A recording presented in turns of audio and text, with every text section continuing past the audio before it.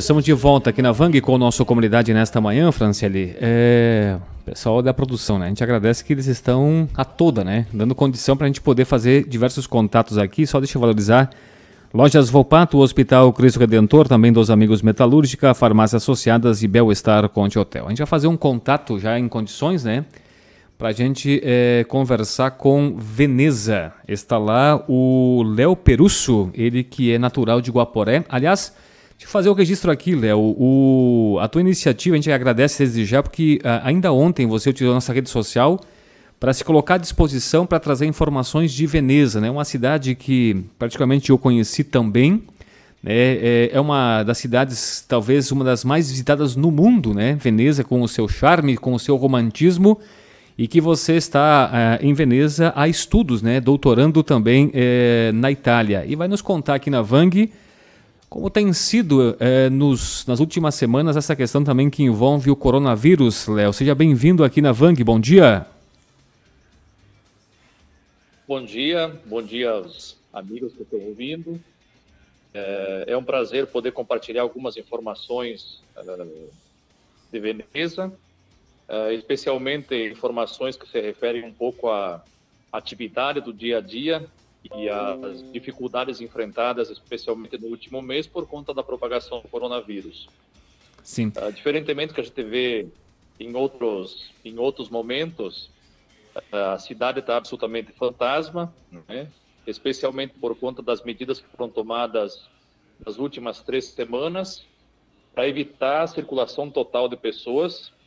E um decreto presidencial foi assinado, né, nessas últimas 3 semanas.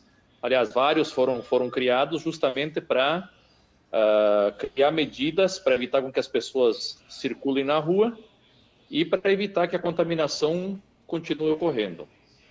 Sim. Veneza, qual é o quadro quando se fala em coronavírus, número de casos, qual é a situação? Porque a gente sabe que Veneza é uma cidade que não tem transporte de automóveis, é uma cidade que se anda ou vai de barcos ou vai a pé. Certamente nas ruas não tem, ou tem pouca gente. Mas qual é a situação com relação a casos em Veneza, hein, Léo? Olha, em Veneza, se você comparar com o restante da Itália, tem um número muito pequeno de casos, tanto de contaminação quanto de mortes. Então, Veneza é a região do Vêneto, nessa parte norte da Itália, o número de casos é relativamente menor. A área mais atingida, eu não sei agora te informar exatamente o número, estou aqui com a videochamada, para indicar exatamente quantos são os casos de pessoas que faleceram, o número de contaminados, as pessoas que melhoraram. E a região mais atingida é a região um pouco mais no centro da Itália, de Milão, onde se concentra a maior quantidade de casos. Sim. E o interessante de todo esse problema foram, de fato, as medidas uniformizadas entre todas as cidades, em nível das províncias, em nível nacional, justamente para unificar as medidas. A gente teve um problema aqui, eu estou aqui há 3 meses, fazendo um pós-doutoramento na Universidade de Ca' Foscari, que fica bem no centro de Veneza. O problema foi este. No início, todo mundo considerava que era um problema absolutamente comum, tranquilo, uma gripe qualquer. E, de fato, os infectologistas, os médicos, continuam dizendo que é um fenômeno absolutamente tranquilo e que a maioria das pessoas não vai ter nenhum sintoma, sintomas muito leves. O problema é o grupo de risco, as pessoas que têm já doenças associadas. Qual foi a dificuldade no início? Alguns estabelecimentos fecharam, a universidade foi uma das primeiras que acabou fechando, depois as escolas, mas nesse tempo entre fazer o fechamento total e o fechamento inicial, as pessoas continuavam circulando na rua. Então, basicamente, 2 semanas, mesmo com algumas coisas fechadas, as pessoas desacreditavam nas reais consequências daquilo que poderia ocorrer por conta da propagação do vírus. Então subestimaram o fato, então, Léo? Aí o governo... Subestimaram a questão da doença, ou seja, não houve muita atenção para isso, achando que fosse menos do que seria na prática, né? Exatamente. No início foi isso. E depois foi criada uma zona vermelha nessa região norte. A zona vermelha acabou aumentando e, por fim, nas últimas 2 semanas atingiu toda a Itália. E a grande questão o problema não é De fato, eu não sou especialista, a minha formação, eu sou professor do doutorado em filosofia na PUC do Paraná, não tenho habilidade técnica para fazer uma opinião sobre isso, acho que tem pessoas muito mais habilitadas que já alertam sobre isso. Mas eu me refiro aqui especialmente ao professor do Hospital Luigi Sacco de Milão, que há semanas, há um mês, vem alertando para isso, de que a grande dificuldade não é o número de pessoas contaminadas e o número de pessoas que falecem. O grande problema é o sistema hospitalar, ele não consegue atender adequadamente. Se não for criadas medidas adequadas, os hospitais eles não conseguem atender todas as pessoas. Entra em colapso. Então esse é o grande problema. Por que do fechamento? O fechamento é necessário exatamente para evitar que as pessoas mais vulneráveis, que elas já existem, elas já sabem das comorbidades, hipertensão, diabetes, enfim, várias doenças associadas. Com mais esse vírus, a saúde vai acabar sendo ainda mais debilitada. Então, o grande problema não é, de fato, a propagação, aliás, o número de pessoas que estão morrendo por conta do coronavírus. O problema é, se as medidas não conseguirem frear isso, as pessoas mais vulneráveis, o número tende a aumentar. O que está acontecendo na Itália hoje, inclusive, é considerado o pico. Se a partir de hoje não houver redução, as políticas públicas elas vão se tornar ainda cada vez mais rígidas. Léo, o que fala a Itália com relação a isso? Estamos no pico, ou seja, uma situação extrema. No Brasil, e eu digo aqui em Marau e região, tem sido trabalhada a questão também de se manter, é claro, uma situação moderada de controle, mesmo que surjam casos, mas garantindo o atendimento. A Itália não, a Itália tem uma situação extrema, que não há estrutura que possa atender a demanda. O que se fala? Agora é o pico na Itália. Se projeta até quando que isso que vai? O que se posiciona a população quanto a isso, hein? Hoje, dia 19, é considerado o topo de um modelo matemático que estima que até hoje é para ocorrer, inclusive, esse contínuo número de pessoas, basicamente 400, 450 pessoas por dia estão falecendo. E a partir de hoje vai ser possível avaliar se esse pico tende a reduzir ou se ele vai continuar aumentando. A grande questão na minha observação particular e vendo isso no último mês, não adianta você fechar uma escola e manter o resto das atividades funcionando. Foi o que ocorreu aqui, o mesmo erro, o mesmo equívoco. Aqui você tinha os estabelecimentos em geral funcionando, os supermercados funcionando, as crianças em casa, os pais saíam no final de semana. Aqui é um costume muito comum no final da tarde de tomar uma taça de vinho, um pequeno passeio, uma passeggiata. Todas as pessoas continuavam circulando. Então, de fato, o que é necessário é uma cooperação de todas as pessoas, e aí você vai ver, de fato, o nível de solidariedade, se ele funciona ou não funciona, para evitar a propagação e, especialmente, a nossa responsabilidade com as pessoas que, de fato, são as pessoas mais idosas ou que já têm doenças associadas, que vão ser contaminadas. Existem estimativas que mostram que a grande maioria das pessoas vai ser contaminada em um ano. O problema é que muitas não vão ter sintomas. Quem é que vai ter sintomas? As pessoas que estão mais debilitadas, os nossos avós, as pessoas que já têm doenças. Então, é necessário uma ação coordenada. Eu tenho escrito e publicado alguns textos há mais ou menos uns 10 dias, alertando que o problema chegaria ao Brasil. E, de fato, o que a gente estava observando à distância no noticiário era justamente ao contrário. Era uma espécie de descrença de que o problema não é tão grave, de que é um vírus. De fato, ele tem uma taxa de mortalidade menor que o H1N1. Agora, o problema é como é que a gente vai conseguir controlar isso para impedir que as pessoas que já tenham uma certa dificuldade possam ser atendidas e não sobrecarregue o sistema de saúde que todos nós já conhecemos como ele anda. Nós estamos aqui na Vang falando com o Léo Perusso, ele que é de Guaporé, estuda em Veneza, na Itália, e até te passando a informação, creio, né, Léo, que também tu fazes contato com os familiares de Guaporé, até porque também imagino que é uma apreensão, tanto aqui quanto ali. Não sei se é de teu conhecimento, mas Serafina Correia, que fica ao ladinho de Guaporé, ontem registrou o primeiro caso, né, confirmado, e tem 2 suspeitos no município de Serafina Correia. Tu tem conseguido fazer contato com teus familiares no dia a dia? Como é que tem sido a tua rotina aí na Itália, hein? Sim, tenho recebido mensagens diárias nos últimos dias, absolutamente umas 300 e poucas mensagens de muitas pessoas. Eu tenho parentes, tenho uma tia que mora em Marau, 3 que moram em Serafina, 1 que mora em Guaporé. Então, tenho parentes em vários locais.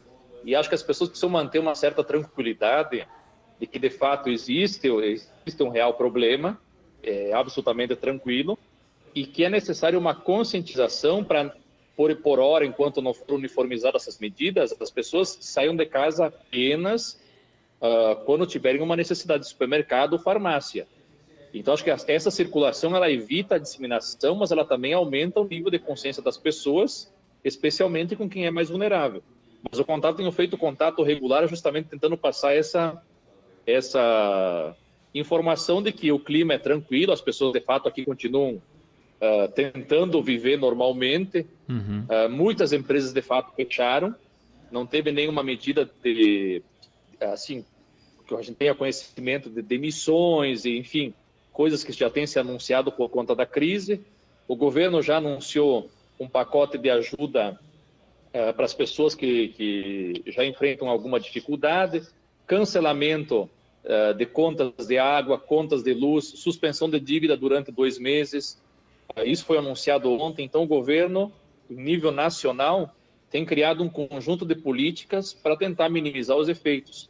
E me parece o que se vê muito claramente aqui, tanto em Veneza quanto nas demais cidades aqui próximas, é o nível de solidariedade. Isso é uma questão impressionante, o nível de voluntariado, tanto das empresas na doação de dinheiro para a manutenção dos hospitais, de alimentos. O que a gente encontra muito aqui são asilos, de fato uma população mais idosa, o nível de pessoas nesses locais é maior do que do que no Brasil, por exemplo.